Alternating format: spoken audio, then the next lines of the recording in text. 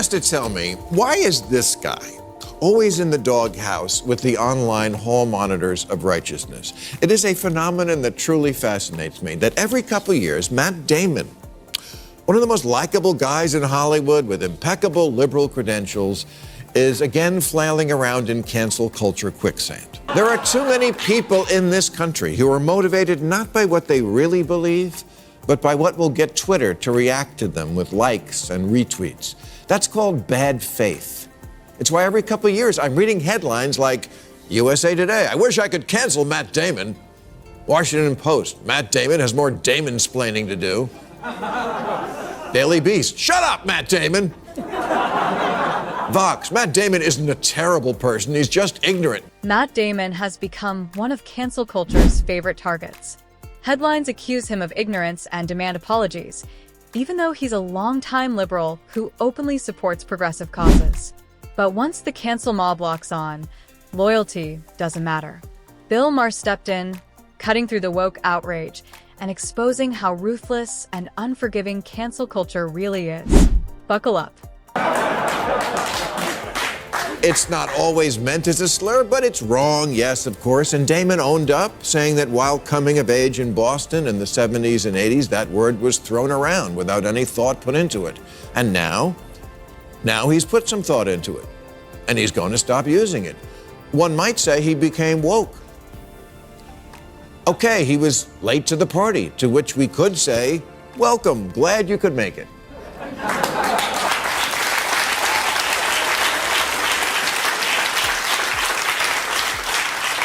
Or we could say, you came later than I did. Maher lays out the situation clearly. Matt Damon, without pressure or public outrage, privately chose to stop using a derogatory term aimed at gay people. No campaign, no mob, just a personal decision. You'd think that would count for something, but the woke crowd still found a way to be offended. Maher points out the absurdity. With this outrage culture, intent doesn't matter, growth doesn't matter, and even self-correction becomes a crime. Damon's harmless effort only proves Maher's larger point. The outrage machine isn't about progress, it's about punishment. There are too many people in this country who are motivated not by what they really believe, but by what will get Twitter to react to them with likes and retweets. That's called bad faith. It's why every couple of years I'm reading headlines like USA Today, I wish I could cancel Matt Damon. Washington Post, Matt Damon has more Damon-splaining to do. Daily Beast, shut up, Matt Damon.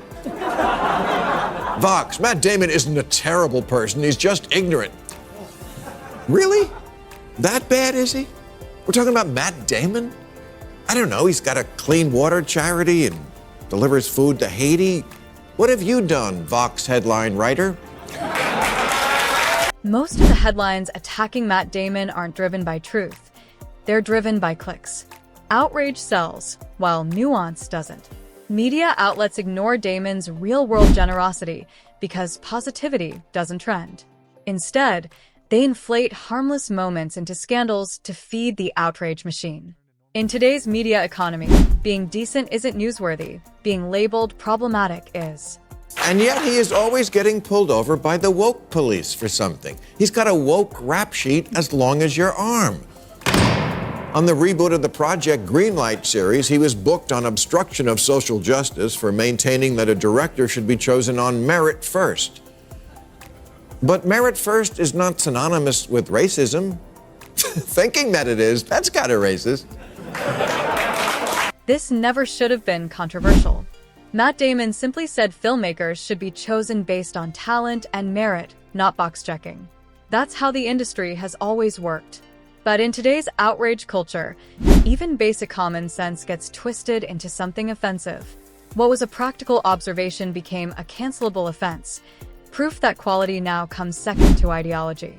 15, Damon did hard time in Twitter jail on 2 counts of accessory to homophobia for saying that actors do well when they keep their private lives private so that audiences can watch the character on the screen without thinking about the caricature from the tabloids, and that includes your sexuality.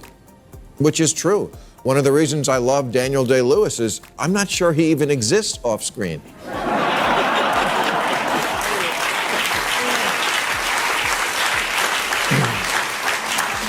But in Wokeville, somehow that became gay actors should go back in the closet, which is not what he said. But the verdict was in, and he was sentenced to appear on Ellen.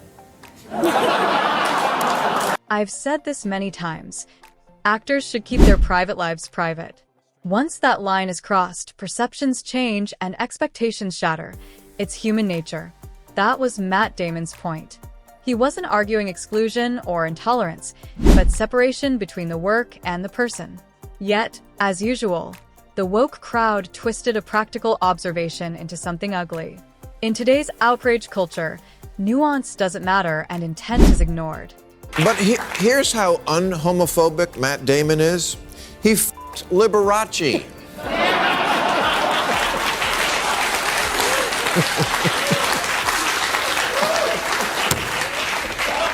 2016, the movie The Great Wall opened, and Damon was brought up on charges of whitewashing in the 3rd degree. Whitewashing being when filmmakers cast white actors for parts meant for people of color, which is exactly what he was not doing. His role was never meant for a Chinese actor. In fact, it was a Chinese-made movie targeted primarily to the Chinese audience that was purposefully using his white ass so the movie would have crossover appeal here. Nevertheless, when I heard about this, I immediately replaced Matt's poster over my bed with Chris Evans. It often feels like the woke crowd has a vendetta against Matt Damon. No matter what he does, it's never enough. If he speaks, he's problematic. If he stays quiet, he's complicit. Bill Maher highlighted this perfectly with the backlash over The Great Wall. The film was a Chinese production, rooted in Chinese history, and backed by Chinese studios. Casting Damon wasn't whitewashing. It was a business move to attract global audiences. Maher's point was simple. Cultural collaboration isn't cultural erasure. But in outrage culture, context never matters when offense is the goal. 2017, in the early days of the Me Too movement, Damon was locked up in Wokatraz on a charge of aggravated mansplaining during a reckoning and was sentenced to not less than 1 year of having to shut the f*** up. See, what happened was, during an interview where Damon called the Me Too movement wonderful and a watershed moment, he added that sexual misconduct involved a spectrum of behavior and that there was a difference between patting someone on the butt and rape. True, undeniable, and unforgivable. Even though the legal system has always differentiated degrees for crimes, even murder. Oh, Matt, always getting in trouble for saying perfectly reasonable. I don't blame Matt Damon at all. The woke mob attacks relentlessly, whether you're an ally or an enemy. What Damon said was reasonable and grounded in reality, but reason never satisfies outrage culture. They weren't looking for nuance. They wanted total compliance. He was expected to loudly condemn everything, without context or restraint. When he didn't perform outrage on command, the mob turned on him. As Maher points out, in their world, balance equals guilt and restraint equals betrayal. And now he's done it again by breaking Liam's law. Yes, that's the law that refers to the time a few years back when actor Liam Neeson recounted a story of personal growth involving racist thoughts he had as a young man, but then realizing the error of his ways, expunging the racist element from his anger. But of course, in so doing, he committed the cardinal sin of admitting he was not born perfect and did not emerge from the womb completely enlightened like Buddha.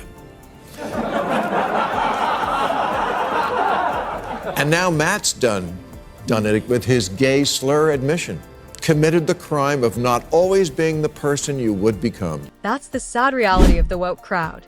They demand perfection and leave no room for growth. One mistake, one outdated comment, and you're permanently branded. Context doesn't matter. Improvement doesn't count. Everyone has a past they're not proud of, including the loudest critics, but outrage culture ignores redemption. Instead of accountability, it promotes fear, silence, and hypocrisy. You know, I'm so tired of bad faith arguments, and it's all we do now on both sides of our divide. 2 weeks ago, Nancy Pelosi called Republican House Leader Kevin McCarthy a moron. Oh, that's not the bad faith part of the story. That's the true part. But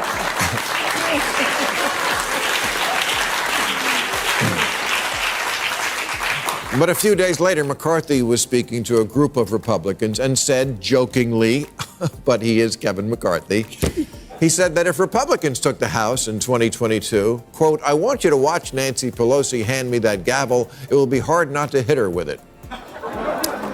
Pelosi's office called it a threat of violence. Hakeem Jeffries said violence against women is no laughing matter. And Eric Swalwell said McCarthy was a would-be assailant who must resign. Shut up. Everyone knew Kevin McCarthy was joking when he made the gavel remark about Nancy Pelosi. It was obvious political humor, not a threat.